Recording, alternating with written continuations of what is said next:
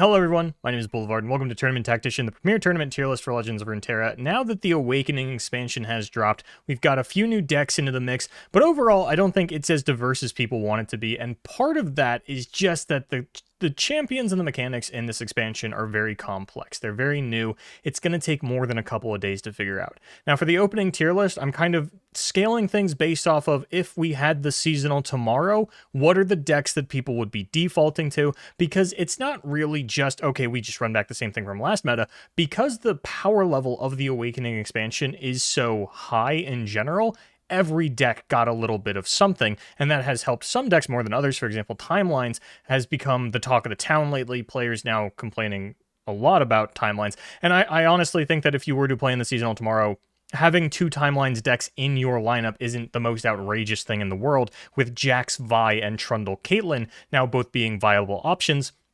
The weird thing about the new set, though, and this was a rhetoric that I heard repeated multiple times over the course of Wednesday and Thursday, is that I think it was either Trundle Ornn or Jax Vi was the highest performing new deck and simultaneously the lowest performing Timelines deck.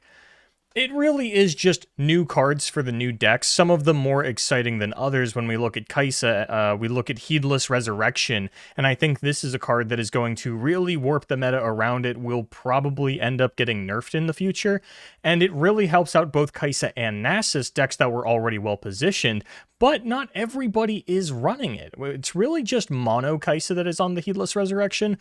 Even Akshan Kai'Sa, where you have a 100% chance to revive the Kai'Sa over the Akshan, is not running Heedless Resurrection. Instead, they're a little bit more aggressive. They're going for that equipment style of gameplay, and then the Sivir Kai'Sa, because Kai'Sa is only a 6/6 under Evolve, and Sivir has 5 base attack on level 1. Heedless Resurrection will always hit Sivir, so players are a little bit less likely to run this. Also, if you're not running Fireth Reaper of the Saints in your Shurima build, then you don't always want to be paying 5 mana for the Resurrection, but I think we're going to see a lot of decks that are just one champion Shurima builds with Rite of Calling going all in on the Heedless Resurrection. A good example of this is we've had a big resurgence in Mono Viego, which in a tournament setting, kind of iffy on that one. I don't know that it's better than Nasus, even with the addition of Heedless Resurrection, because Nasus also got a lot of cool new tools, with a lot of players now switching back to the Thresh Nasus instead of the Kindred Nasus that we were on previously. This is a list that I got off of Ladder. I believe it was J Sensationals. For the opening week, I'm just looking at, did anybody win a tournament with this deck? If not, I kind of just have to take the highest pilot off of Runeterra AR, which changes by the hour. So you might go and check and you'll have a different pilot than I did.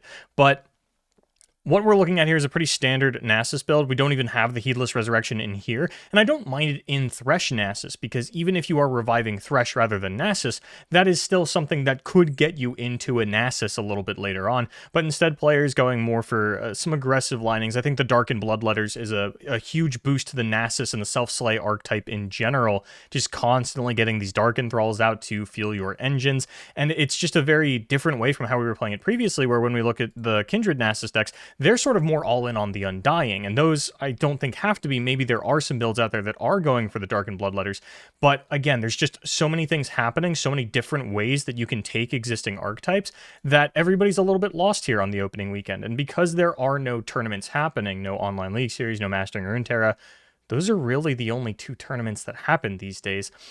We don't have anything going on, and that means that when I ramp you up for next week, when we have the online league series, we're going to be talking about, okay, here are some of the ladder adjustments that happened. Here's the decks that got figured out on week 2, because I really don't expect anything crazy to have happened on week 1, given what we've got, because there are some powerful cards with a lot of potential that are going to take a little bit longer to realize, like Nora, who I think is one of the lowest performing champions here on the opening couple of days, as well as the Back Alley Barkeep Landmark. I've heard high praise from that card from top players, but we haven't quite figured out the build yet, and I don't know that we will within the next couple of days, maybe even the next week. We might even have to wait for the seasonal patch in order to get some of these things figured out.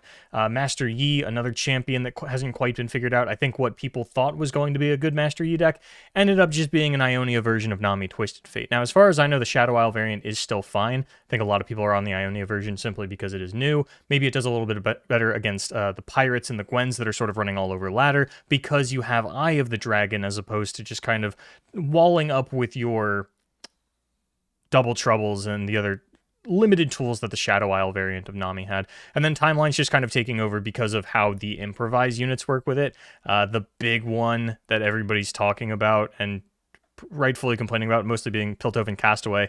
I stole this list from Prodigy off of Runeterra AR. Actually very surprised to only see one Piltover Castaway in his build, but of course Combat Cook is another one. Just these two new improvised units is really all it took to kind of push this deck over the top. Then of course the Jax Vi being full of improvised units, really taking advantage of the timelines in that regard. But again, like, it just comes down to Buried in Ice It That Stares being the really big push for Freljord over Jax, in my opinion. I haven't even looked at the Ornn builds. They don't seem as consistent as the Trundle Caitlyn or the Jax Vi. Like, if you're going to be Freljord, you don't have to be Ornn. You could be, but I don't think you really want to load up on the improvised units in that kind of build. Then when we get down into tier 2, again, we're just kind of rounding out things where if the seasonal is tomorrow, this is what you would be playing. There's really not a lot of new decks on the tier list just because there aren't a lot of new decks that are performing very well. Zoe Kane is sort of the only wholly new idea, other than, of course, Jack's Timelines, that made its way on here. And honestly, I've played a little bit of the Zoe Kane. I've watched the Zoe Kane. I feel like it's got a lower power level compared to the rest of the meta. I don't know that Zoe Kane is built to last. I feel like it's just not top heavy enough, especially if we're going to be going into, especially when you're looking at a tournament setting where you've got these Kai'Sa decks and these Nasus decks. Like, it's very hard for Kane to get over things like that. And I just don't think the champion is getting big enough, fast enough in order to take over the game in the way that you kind of hope it will. Now, I have hope for Kane in the future, but I don't know that Zoe Kane is going to be the way to do it. There's still a lot of, again, very powerful unexplored archetypes that just have not made it onto the tier list yet, haven't made it onto my radar, and they're not really going to pop up over the weekend because, again, there's no tournaments. But yeah, it feels like there's not actually an insane amount to update you on when it comes to the tier list. It's just kind of more powerful versions of the decks from last format, so at least they're not completely the same. You know, Mono Kai'Sa is kind of the same because instead of, previously they had 6 Kai'Sa, they had 3 Kai'Sa and 3 Void Abomination. Now they just actually have 6 Kai'Sa. That's fun. So if you are going into a tournament setting and you're just looking to win, I would definitely be looking at like Kai'Sa, Nasus, and Timelines as my lineup. Maybe if you feel like you're a TF Nami player, you can throw that in the mix, but I think that a solid lineup going into the weekend is definitely Kai'Sa, Nasus, and Timelines. You shouldn't struggle too much with aggro either, or at least it'll feel very beatable. And I'm curious about Red Gwen as well, because this is an archetype that some players are split on this again now, where this is, I believe, Monte Cristo's build. He was the highest seeded player on Runeterra AR, has actually cut the Minotaur Reckoner entirely and has gone a little bit more aggressive with the Phantom Butler and the Great Hammer. So we've got players that are going for this more aggressive build, and this might be a ladder-specific build, and then we've got the more classic, which feels weird to say, Minotaur Reckoner version. Now, I'm a huge fan of the Minotaur Reckoner, especially if I'm going for harrowing finishers, so if I were playing Red Gwen, that's the build I would be on, but just another one of those differences that I kind of wanted to highlight. And then, like, Pirates added the Ionian Hookmaster. That's about it. Ezreal Kennen.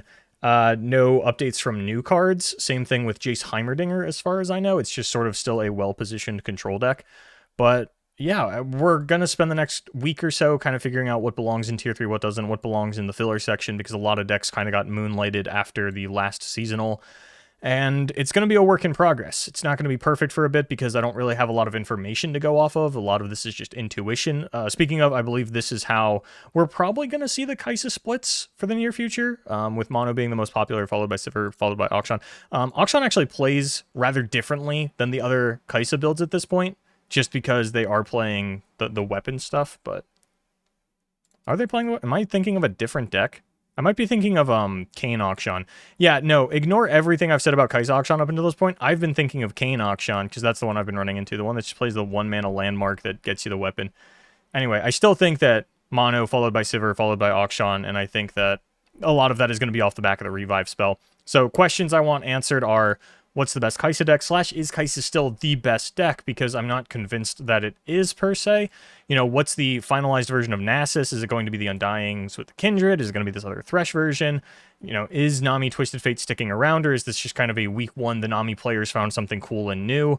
Where does Timelines end up on all of this, as well as, you know, where does Viego fit into this? Is it better than Nasus? Is it not better than Nasus? What are the lineups where you want to be playing this instead of Nasus? Is this targetable, and that's why you'd swap to the Viego for a relatively similar power level?